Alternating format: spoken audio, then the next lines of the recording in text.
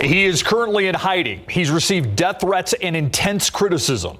He is the police chief of Uvalde ISD, Pete Arredondo. And now we are hearing his account of what happened that day at Robb Elementary when a gunman killed 19 children and 2 teachers. Arredondo spoke in an exclusive interview with the Texas Tribune. He talked with the Tribune by phone, also provided some written answers and responses through his own attorney. In today's KSAT Q&A, we are happy to welcome James Barragan, one of the Texas Tribune reporters who worked on that very piece. James, thank you so much for being with us to really talk about some of the incredibly eye-opening things that you all uncovered in this interview.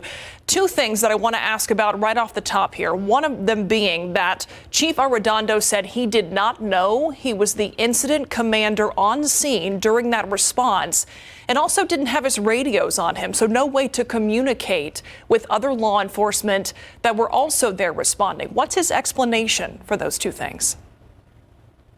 Well, thank you for having me. And yeah, you point out 2 of the biggest criticisms that there have been so far. Him as the incident commander, basically telling other law enforcement officers not to go in, and then the lack of a radio, which complicates the communication not only inside the hallway where officers are waiting to engage the gunman, but also with the rest of the law enforcement agencies who have swarmed to try to help out in this incident.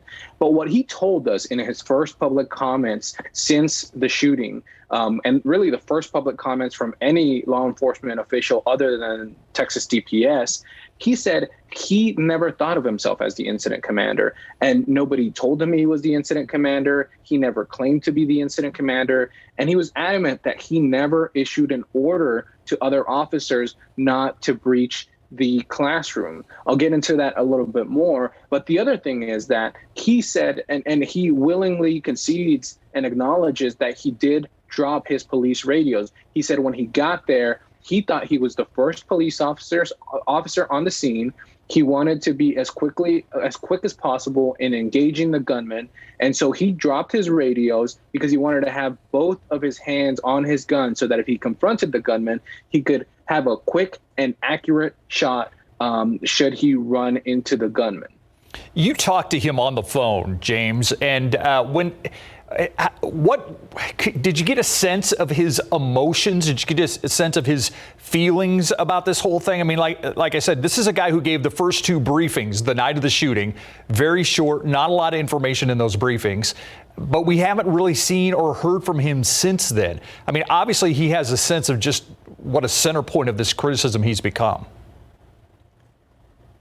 Yeah, and you know that tracks that the first law enforcement briefings from him were short, did not have a whole lot of information. What he told us is basically that he hasn't wanted to make public comments because he doesn't want to add to the confusion, right? And he doesn't want to increase the pain or add to the grief that the families of these victims, the families of these survivors, all the people down there in Uvalde are going through right now.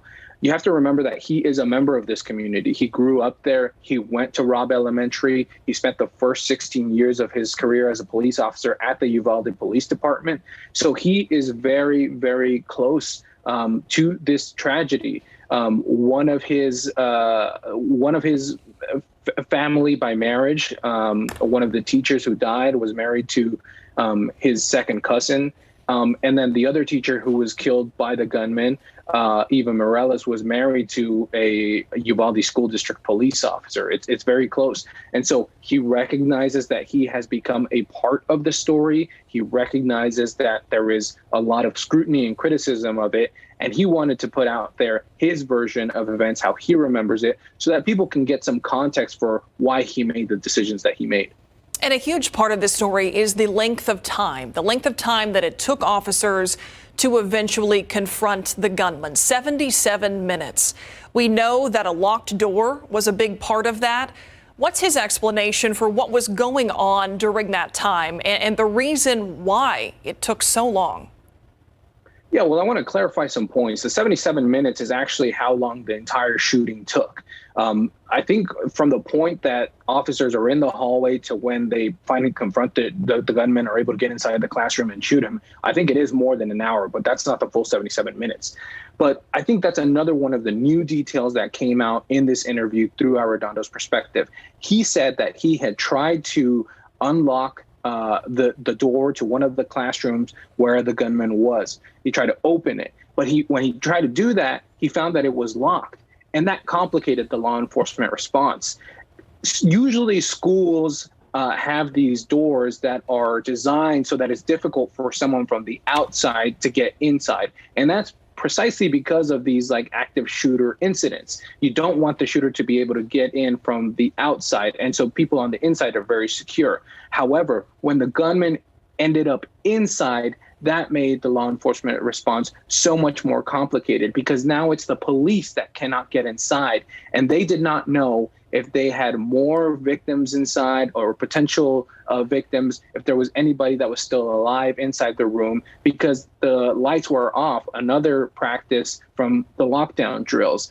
And that is sort of what caused the hesitation to go into the room. They couldn't get in there. Arredondo says he called for extraction tools or keys, and those took a long time getting there. But when they finally got the keys, he said they were able to go in. He also says that, while they were waiting for the keys, it's not like they were standing around doing nothing. They made a call to evacuate the students in the classrooms next to where the gunman was, to try to prevent any more lives from being endangered. And James, I want to point out, because there are a lot of people who are going to be upset by this whole thing and think that no matter what you say, this guy's not going to be able to say anything right in this situation. And I want to point out, in your article, you talked to other members of law enforcement, some who were very critical of the chief's actions, correct?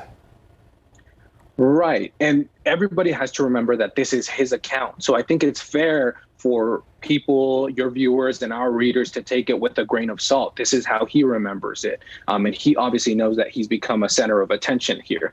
But there were things from the reporting that rang true, that sort of tracked with the timeline that has been put out there. But of course, there is criticism from law enforcement experts. Him rushing in there without a radio is one of the main criticisms. Folks said that should never have happened. Him not taking command of the incident, they said that caused and added to the chaotic response. And so he will still have to answer more questions. There's no doubt about that. But I think from his perspective, he's trying to show people what his why he did the things he did. And he says he's very proud of the law enforcement response, and they did the best that they could under the situation. James, we've run out of time here, but before we let you go, I'm just curious if in a couple of words you could describe his demeanor, his tone. How would you characterize this interview? The response that his lawyer told us when we asked about that is that he was devastated. And that's the one-word response. He was devastated. James Barragan with the Texas Tribune, thank you so much. And obviously you can read this full article on the Texas Tribune website as well as KSAT.com. Thank you for your time today, James.